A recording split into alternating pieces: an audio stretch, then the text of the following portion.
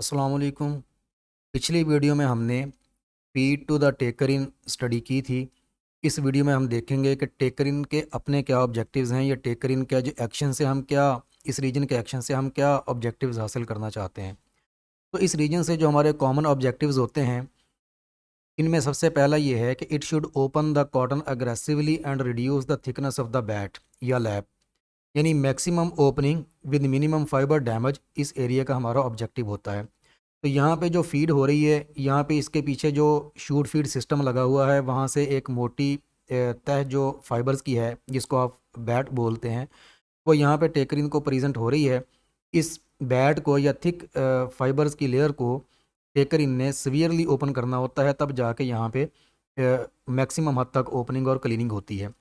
तो यहाँ पे ऑब्जेक्टिव ये होता है कि फ़ाइबर की मैक्सिमम पॉसिबल ओपनिंग हो और इसके साथ साथ फाइबर की मिनिमम जो फाइबर डैमेज है वो यहाँ पे हो।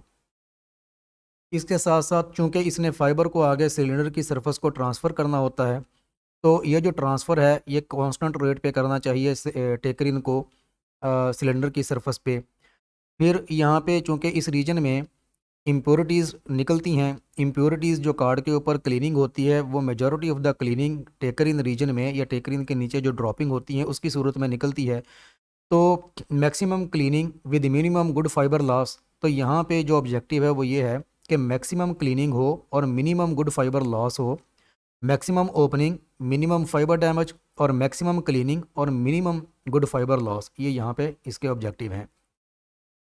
फिर transfer the fibres to the main cylinder surface as even as possible, कि यहाँ से जब फाइबर मेन सिलेंडर की सरफेस के ऊपर या क्लोथिंग के ऊपर जाएं तो उसकी जो ट्रांसफ़र है वो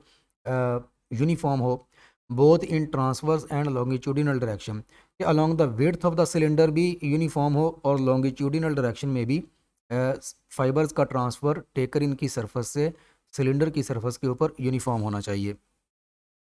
तो ये किसी भी कार्ड के ऊपर ये हमारे इस रीजन के कॉमन ऑब्जेक्टिव्स होते हैं। तो टेकरिन और lickerin is a cast iron cylinder, ये बेसिकली जो रोलर होता है ये कास्ट आयरन का बना होता है या फिर एलुमिनियम का भी हो सकता है, जिसका कि डायमीटर ज़्यादातर 250 mm की रेंज में होता है। इसकी जो स्पीड है वो 600 से लेके 1800 आरपीएम तक एडजस्ट की जा सकती है, यूजुअली बिटवीन 900 और 900 से लेके 1200 आरपीएम तक जनरली रखी जाती है। और जैसा कि हमने पिछली वीडियो में देखा कि टेकर इन एक भी हो सकता है कार्ड में और 3 टेकर इन का कम्बिनेशन भी हो सकता है। तो अगर 3 टेकर इन का कम्बिनेशन है तो पहले टेकर इन की स्पीड जनरली कम होती है, वो 600 अगर है तो दूसरे टेकर इन की 1200 होगी और फिर तीसरे टेकर इन की 1800 होगी। और अगर एक सिंगल टेकर इन है तो इसकी स्पीड 900 से लेके 1200 आरपीएम तक एडजस्ट की जा सकती है। और अगर सिंथेटिक फाइबर के लिए कार्ड इस्तेमाल हो रहा है तो जनरली स्पीड लो रखी जाती है, जिसमें कि 600 आरपीएम तक हो सकती है। तो उसके बाद इस रीजन की अगर कंस्ट्रक्शन की बात करें, सबसे पहले तो टेकरिंग जो कि कास्ट आयरन का एक रोलर है और इसके ऊपर 60 ईथ की जो क्लोथिंग है वो होती है। और क्लोथिंग कितनी तरह की होती है ये अलग से हम एक वीडियो में देखेंगे। तो ग्रिड एलिमेंट्स इसके नीचे हो सकते हैं, बल्कि होते हैं जिनके ज़रिए से इम्प्योरिटीज़ रिमूव होती हैं। और ग्रिड एलिमेंट्स में से मॉड नाइफ ज़्यादातर आजकल टेकरिन के नीचे आ रहा है, और मॉड नाइफ के साथ साथ यहाँ पे ग्रिड शीट भी हो सकती है, जो कि मेटल की शीट या परफोरेटेड शीट हो सकती है। Grid elements are present under the taker in, above it is a metal protective casing, इसके ऊपर ये मेटल की प्रोटेक्टिव केसिंग है। तो कार्डिंग एलिमेंट्स या सेगमेंट्स में आल्सो भी present in high performance cards instead of grid sheets. तो यहाँ पे टेकरिन के नीचे ये मॉड नाइफ है, मॉड नाइफ के साथ साथ जो स्टेशनरी कार्डिंग सेगमेंट्स होते हैं वो भी यहाँ पे आजकल हाई परफॉर्मेंस कार्ड के नीचे आ रहे हैं। और ये कार्डिंग सेगमेंट यहाँ पे टेकरिन के नीचे देने का मतलब ये है कि टेकरिन की क्लोथिंग और इन कार्डिंग सेगमेंट के दरमियान भी सीवियर कार्डिंग या अग्रेसिव कार्डिंग एक्शन होता है, जिसके नतीजे में जब टेकरिन से फाइबर यहाँ से पास होकर आगे सिलेंडर की सरफेस तक पहुँचते हैं तो मोर देन 50% या अबाउट 50% ऑफ द कार्ड जो फाइबर्स हैं वो ऑलरेडी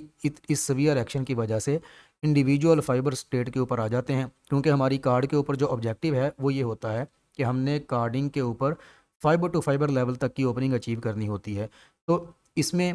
सिलेंडर और फ्लैट्स का जो रीजन है जिसके में कार्डिंग एक्शन होता है, उसको थोड़ा हेल्प करने के लिए या उसका बर्डन शेयर करने के लिए यहाँ पे टेकरिन के नीचे ये कार्डिंग सेगमेंट दिए जाते हैं, ताकि फाइबर्स को मैक्सिमम पॉसिबल हद तक ओपन करके सिलेंडर को दिया जाए, ताकि कार्डिंग रीजन के ऊपर जो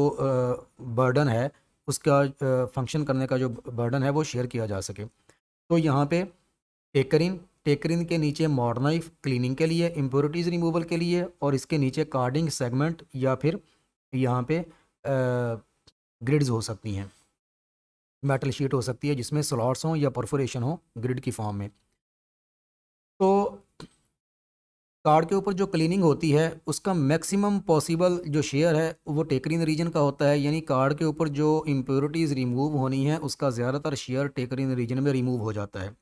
तो अगर हम ब्लो रूम और कार्ड को मिला के बात करें तो रॉ मटेरियल के अंदर जितनी इम्प्योरिटीज़ होती हैं उनमें से 2/3 हिस्सा तो ब्लो रूम में रिमूव हो जाता है, और जो बाकी बचता है 1/3 उसमें से अगेन 2/3 जो है वो टेकरिन रीजन में रिमूव कर जाता है, और बाकी जो थोड़ा बहुत बचता है, थोड़ी बहुत क्लीनिंग आ गए फ्लैट्स रीजन में, और फिर यहाँ पे सिलेंडर के नीचे जो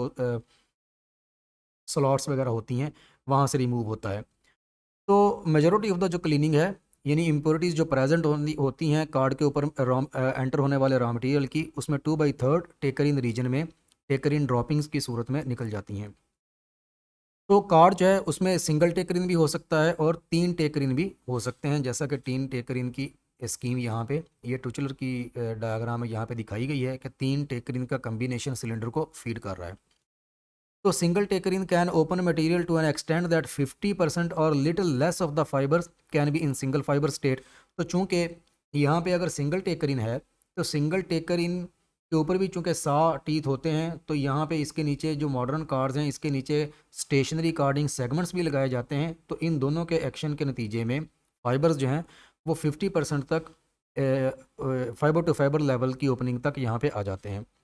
उसके बाद एट 1600 RPM सर्कल, अगर हम सपोज करें कि टेकरिन की जो RPM है वो 1600 रखे हुए हैं, तो उसका जो सर्कमफेरेंशियल स्पीड है जो कि पाई डी यानी कि टेकरिन के डायामीटर को टेकरिन के RPM के साथ अगर मल्टीप्लाई करके पाई के साथ मल्टीप्लाई करें तो हमारे पास सर्कमफेरेंशियल या लीनियर स्पीड आ जाती है इसकी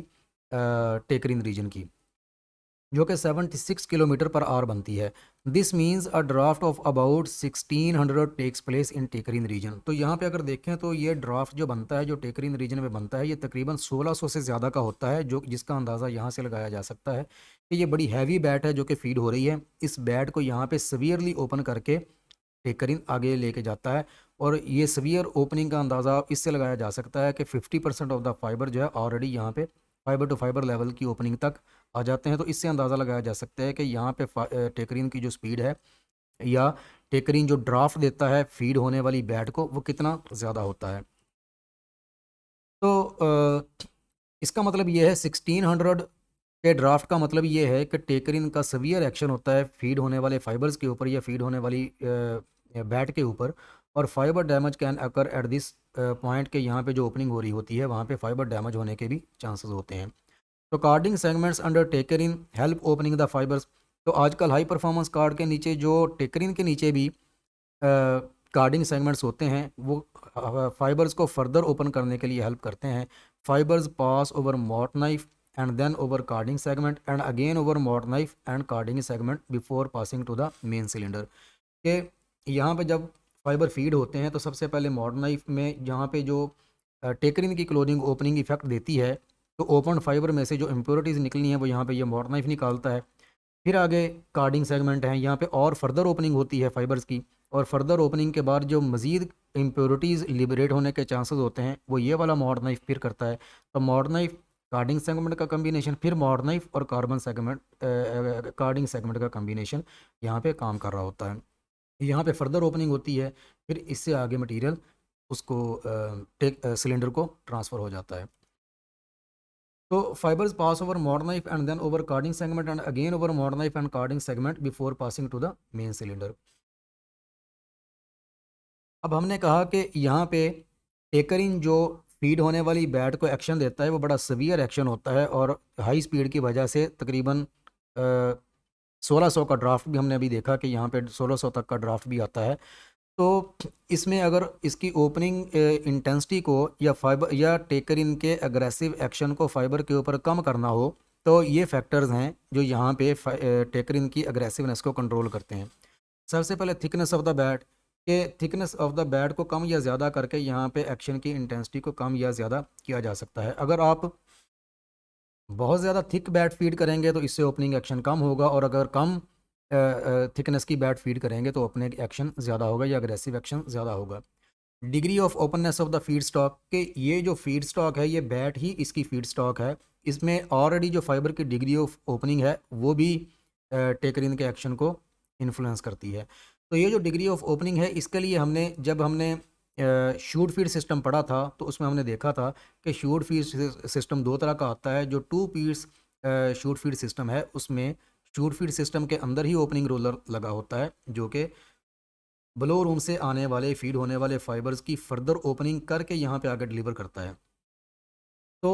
टेकरिंग से पहले शूट फीड सिस्टम के अंदर ही ओपनिंग रोलर को लगा के ज़्यादा ओपनिंग करने का मतलब ये है कि आप फाइबर को ज़्यादा ओपन फॉर्म में टेकरिन को फीड कर रहे हैं, ताकि टेकरिन और फिर उससे आगे कार्डिंग का जो एक्शन फ्लैट्स और सिलेंडर के दरमियान होना है, उसका एक्शन उसका जो बर्डन है वो शेयर किया जा सके। जितने ज़्यादा फाइबर्स ऑलरेडी ओपन होंगे उतना ज़्यादा लेस सीवियर एक्शन यहाँ पे दिया जा सकता है फाइबर्स को। फिर यहाँ पे जो टेकरिन के एक्शन की सिवियरिटी है उसको कंट्रोल करने के लिए aggressiveness of the clothing of taker in, के टेकरिन की जो क्लोथिंग है उसकी एग्रेसिवनेस कम या ज़्यादा करके भी यहाँ पे टेकरिन के एक्शन की एग्रेसिवनेस को कम या ज़्यादा किया जा सकता है, एडजस्ट किया जा सकता है। फिर रोटरी स्पीड क्या है टेकरिन की, ये भी इसकी सिवियरिटी को इन्फ्लुएंस करती है। और फिर मटेरियल थ्रूपुट यानी कार्ड की प्रोडक्शन कितनी रखी गई है। अगर बहुत ज़्यादा प्रोडक्शन रखेंगे तो जो रोलर्स हैं उनको हाई स्पीड के ऊपर चलाना पड़ेगा, और हाई स्पीड पे चलाने का मतलब ये है कि सीवियर एक्शन होगा। तो ये यहाँ पे अगर 3 टेकरिन हैं तो 3 टेकरिन का कम्बिनेशन यहाँ पे दिखाया गया है। यहाँ पे टुचलर के कार्ड को ये फीड हो रहा है, मटेरियल फीड होने के साथ साथ ये पहला टेकरिन मटेरियल को दूसरे टेकरिन को दे रहा है, और दूसरा टेकरिन तीसरे टेकरिन को दे रहा है। और तीनों टेकरिन के 3 टेकरिन के ज़रिए से भी हम यहाँ पे जो टेकरिन का एक्शन है उसकी एग्रेसिवनेस को कम या ज़्यादा कर सकते हैं। मिसाल के तौर पे पहला टेकरिन, इसकी सरफेस के ऊपर जो क्लोथिंग होती है वो 60 टीथ क्लोथिंग की बजाय वो इस तरह की नीडल लाइक क्लोथिंग होती है, और ये नीडल लाइक क्लोथिंग जो है वो शुरू में जब मटेरियल फीड हो रहा होता है उसको लेस एग्रेसिव एक्शन देती है। फिर उसके बाद इसकी स्पीड भी कम होती है। फिर जैसे ही मटेरियल दूसरे टेकरिन को पास किया जाता है तो दूसरे टेकरिन की स्पीड भी ज़्यादा होती है, जो एक्शन की सिवियरिटी को बढ़ाती है, और साथ साथ इसकी जो क्लोथिंग है उसकी डेंसिटी और उसकी शार्पनेस भी नीडल की बजाय ये 60 टीथ हो गई, तो इसकी ये एग्रेसिवनेस जो ऑफ क्लोथिंग भी ज़्यादा हो गई। और फिर जब तीसरे टेकरिन को जाएगा तो तीसरे टेकरिन की क्लोथिंग और ज़्यादा एग्रेसिव होती है, और इस तरीके से इसकी स्पीड भी पहले दोनों टेकरिन की निस्बत ज़्यादा होती है। तो यहाँ पे जो टेकरिन रीजन है ये 3 टेकरिन दे के टेकरिन की अग्रेसिवनेस को मैनेज किया जा सकता है, कि फाइबर को एक ही दफ़ा में सीवियर एक्शन दे के उसको डैमेज करने के बजाय या इसको ओवर स्ट्रेस करने की बजाय 3 टेकरिन का कम्बिनेशन ग्रेजुअल एक्शन की सिवियरिटी के साथ यहाँ पे मौजूद हो, जो कि सिलेंडर्स को ओपन फाइबर ट्रांसफ़र करे अप्रोप्रिएट ओपनिंग के बाद। तो यहाँ पे ये 3 टेकरिन का कम्बिनेशन है, जिसमें ये नंबर 2 और ये वाला, ये 2 स्टेशनरी कार्डिंग सेगमेंट्स हैं, कि यहाँ पे कार्डिंग का एक्शन भी टेकरिन की क्लोथिंग और इसकी क्लोथिंग के दरमियान हो रहा है, और यहाँ पे ये मॉड नाइफ दिया हुआ है जो कि क्लीनिंग का फंक्शन भी परफॉर्म करता है। तो उसके बाद इस रीजन के अंदर ओपनिंग के साथ साथ जो दूसरा मेन टास्क यहाँ पे परफॉर्म होता है वो होता है वेस्ट रिमूवल का। तो वेस्ट रिमूवल के लिए जो मैकेनिज्म यहाँ पे दिया गया है उसमें यहाँ पे ये मॉड नाइफ नज़र आ रहा है। तो इम्प्योरिटीज़ की रिमूवल के लिए मॉड नाइफ होता है, और यहाँ पे फीड होने वाला मटेरियल चूँकि टेकर इन उसको ओपन करता है, तो ओपनिंग जितनी ज़्यादा होगी, हमने ब्लो रूम में भी ये कॉन्सेप्ट देखा था कि जितनी ज़्यादा ओपनिंग होगी उतनी ही ज़्यादा क्लीनिंग की पॉसिबिलिटी होती है, क्योंकि जो ट्रैश होती है, इम्प्योरिटीज़ होती हैं, वो फाइबर के टफ्ट में एम्बेडेड होती हैं। तो जितनी ज़्यादा फाइबर्स का टफ्ट ओपन होता जाएगा वैसे वैसे जो एम्बेडेड इम्प्योरिटीज़ हैं वो लिबरेट होती जाएंगी, और वैसे वैसे जहाँ जहाँ पे ये ओपनिंग होगी वहाँ वहाँ पे क्लीनिंग का मैकेनिज़्म होना चाहिए। तो यहाँ पे ये मॉड नाइफ दिया गया है। तो ये मॉड नाइफ ओपन मटेरियल जो कि टेकरिन की क्लोरिंग मटेरियल को ओपन करती है उसमें से इम्प्योरिटीज़ निकालता है। फिर यहाँ पे आगे 2 नंबर 3 जो हैं ये 2 कार्डिंग स्टेशनरी सेगमेंट्स हैं। इनकी क्लोथिंग और टेकरिन की क्लोथिंग के दरमियान फिर एक्शन होता है जो कि कार्डिंग एक्शन से रिजेंबल करता है। तो इसमें फर्दर ओपनिंग के बाद फिर जो मटेरियल ओपन हुआ होता है उसमें यहाँ पे नंबर 2 पे जो मॉड नाइफ है ये इम्प्योरिटीज़ निकालता है। फिर आगे ये 3 नंबर ये 2 स्टेशनरी कार्डिंग सेगमेंट्स हैं। तो यहाँ पे ये मॉड नाइफ जैसे कि ये मेन मटेरियल फ्लो कर रहा है और मटेरियल में से जो इम्प्योरिटीज़ हैं, जो हैवियर इम्प्योरिटीज़ हैं, जो अपनी डेंसिटी की वजह और सेंट्रीफ्यूगल फोर्स की वजह से यहाँ से थोड़ा रोलर से परे हटती हैं, उनको ये मॉड नाइफ की सेटिंग रिमूव करती है और फिर मॉड नाइफ इसको रिमूव करने के बाद यहाँ से इसको इम्प्योरिटीज़ को इनको सक कर लिया जाता है एयर सेक्शन के ज़रिए से। तो 1 से 2 मॉडर्नाइव्स होते हैं इस रीजन में। Half of the grid is slotted sheet and half of it is perforated sheet. तो अगर यहाँ पे ये कार्डिंग सेगमेंट ना हो मॉडर्नाइव के साथ जो शीट हो, तो वो शीट हाफ जो है वो स्लॉटेड होती है और हाफ परफोरेटेड होती है। और ये मेजॉरिटी ऑफ द जो इम्प्योरिटीज़ हैं वो यहाँ मॉडर्नाइव निकाल देता है और फिर ये जो शीट है इसमें लाइटर इम्प्योरिटीज़ इनमें से भी निकलती हैं और ये ज़्यादातर ये शीट है फिर फाइबर को गाइड करने का काम करती है। So most of the impurities are eliminated by the mod knives. Grid sheet help waste removal and guide fibers. Mod knife with suction unit eliminates impurities. के इसकी जो section है वो impurities को remove कर देती है। तो यहाँ पे अगर 3 टेकरिन है तो उसमें भी देखा जा सकता है कि यहाँ पे मॉड नाइफ होता है। ये चूँकि यहाँ पे पहले टेकरिन के बाद मटेरियल की जो फ्लो की डायरेक्शन है वो ऊपर को हो जाती है, तो दूसरे टेकरिन का जो मॉड नाइफ है ये ऊपर दिया गया है। फिर तीसरे टेकरिन के ऊपर जाने के बाद मटेरियल की फ़्लो की डायरेक्शन फिर नीचे को हो जाती है, तो तीसरा मॉड नाइफ यहाँ पे ये मटेरियल के फ़्लो की डायरेक्शन के हिसाब से ये नीचे दिया गया है। तो 3 मॉड नाइफ यहाँ पे 3 टेकरिन की अगर फीड हो, जैसे कि ये 3 टेकरिन नज़र आ रहे हैं, तो यहाँ पे ये मॉड नाइफ इम्प्योरिटीज़ रिमूव करते हैं। और इसके साथ हमने पिछली स्लाइड में ये भी देखा कि अगर 3 टेकरिन हों तो उनकी स्पीड भी ग्रेजुअली इंक्रीज़ करती है और जो वायर पॉइंट्स की डेंसिटी है वो भी ग्रेजुअली इंक्रीज़ करती है। और इसके साथ साथ दूसरे और तीसरे के ऊपर ये टुचलर की डायग्राम में हमें स्टेशनरी कार्डिंग सेगमेंट भी नज़र आ रहे हैं। तो इसके बाद fibre transfer to main cylinder. अब ओपनिंग हो गई टेकरिन की जानब से, क्लीनिंग भी हो गई टेकरिन रीजन में। अब टेकरिन रीजन का एक और मेन काम फाइबर को सिलेंडर की सरफेस के ऊपर ट्रांसफ़र करना है। इन 2 क्लोथिंग के दरमियान फाइबर ट्रांसफ़र होता है।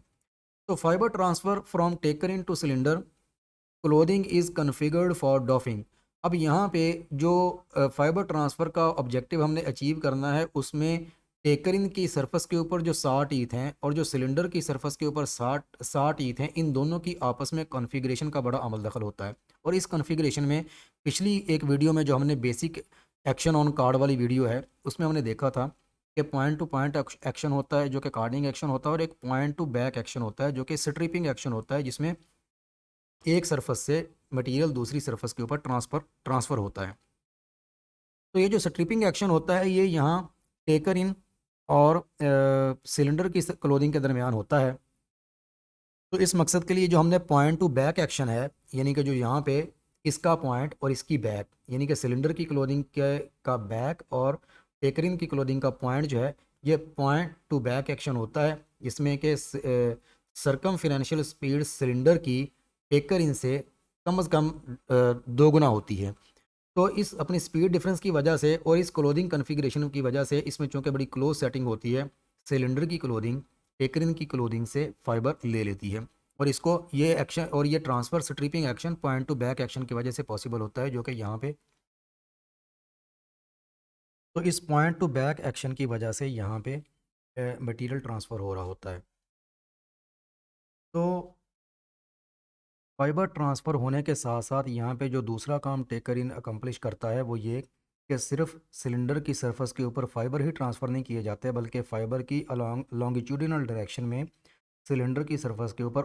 उनको ओरिएंट भी किया जाता है। तो लॉन्गिट्यूडिनल ओरिएंटेशन भी अचीव की जाती है और फाइबर को ट्रांसफ़र भी किया जाता है।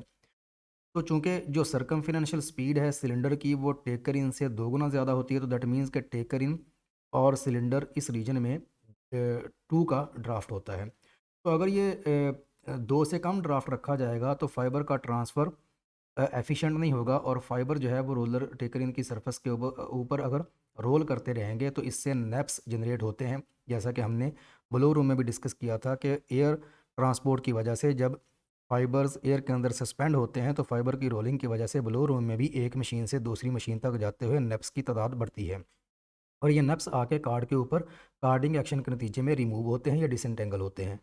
तो यहाँ पे अगर ड्राफ्ट 2 का नहीं होगा तो सिलेंडर टेकरिन की सरफेस से सिलेंडर की सरफेस के ऊपर फाइबर ट्रांसफ़र नहीं होगा या एफिशिएंट नहीं होगा, तो इससे जो फाइबर के रोल करने की वजह से नेप्स की तादाद बढ़ जाएगी। तो इसमें जो स्पीड की सेटिंग है वो according to properties of raw material set की जाती है और नॉर्मली जो गेजेस होती हैं जो टेकरिन और सिलेंडर के दरमियान होती है वो 6 थॉ या 7 थॉ की रेंज में होती हैं अकॉर्डिंग टू रॉ मटेरियल। फिर जो वायर पॉइंट्स होते हैं सिलेंडर के ऊपर या टेकरिन के ऊपर उनकी जो डेंसिटी है यानी वायर पॉइंट्स की जो डेंसिटी है पर इंच सरफेस के ऊपर वो भी ओपनिंग के एक्शन को कंट्रोल करती है। तो सिलेंडर की सरफेस के ऊपर तकरीबन 900 से लेके 1000 पॉइंट्स पर इंच होते हैं और टेकरिन की सरफेस के ऊपर 30 से 40 पॉइंट्स पर इंच होते हैं। तो सिलेंडर और टेकरिन के दरमियान जो क्लोथिंग की कॉन्फ़िगरेशन है वो पॉइंट टू बैक होती है, यानी टी ये ऐसी कॉन्फ़िगरेशन होती है जिसमें कि teeth of the two clothing और surfaces face in same direction, यानी कि ये भी इसी डायरेक्शन में फेस कर रहे हैं, ये भी इसी डायरेक्शन में फेस कर रहे हैं और इस कॉन्फ़िगरेशन की वजह से एक का पॉइंट दूसरी क्लोथिंग के बैक को पॉइंट कर रहा है। तो ये इस वजह से पॉइंट टू बैक एक्शन भी कहलाता है। तो between taker in and main cylinder clothing जो है ये पॉइंट टू बैक एक्शन होता है, क्योंकि इस पॉइंट टू बैक एक्शन की वजह से फाइबर ट्रांसफ़र होता है और फाइबर ट्रांसफ़र हमें टेकरिन से सिलेंडर के दरमियान चाहिए। तो फाइबर ट्रांसफ़र करने के लिए स्पीड ऑफ रिसीविंग क्लोथिंग, यानी कि सिलेंडर की जो कि रिसीविंग क्लोथिंग है जिसको यहाँ पे V1 कहा गया है, must be greater than the feeding surface और क्लोथिंग। जो फीडिंग सरफेस है जो कि यहाँ पे टेकरिन है, तो टेकरिन की स्पीड से जो सिलेंडर की स्पीड है वो 2 गुना एटलीस्ट ज़्यादा होनी चाहिए, जिससे कि फ़ाइबर ट्रांसफ़र होगा। तो टेकरिन की जानब से ओपनिंग का एक्शन, टेकरिन रीजन में क्लीनिंग का एक्शन और फिर टेकरिन का जो टेकरिन की क्लोथिंग से सिलेंडर की क्लोथिंग के ऊपर फ़ाइबर ट्रांसफ़र करना है, वो हमने इस वीडियो में देखा। इसके बाद जो नेक्स्ट वीडियो है उसमें हम देखेंगे कि कार्ड के ऊपर जो ओपनिंग का इफ़ेक्ट है कि डिफरेंट क्लोथिंग के दरमियान जो एक्शंस होते हैं या फिर कार्ड के ऊपर जो ओपनिंग होती है वो किन किन फैक्टर्स पे डिपेंड करती है और उसमें कितने वायर पॉइंट्स किस किस रीजन में हमें चाहिए होते हैं, ये हम नेक्स्ट वीडियो में डिस्कस करेंगे।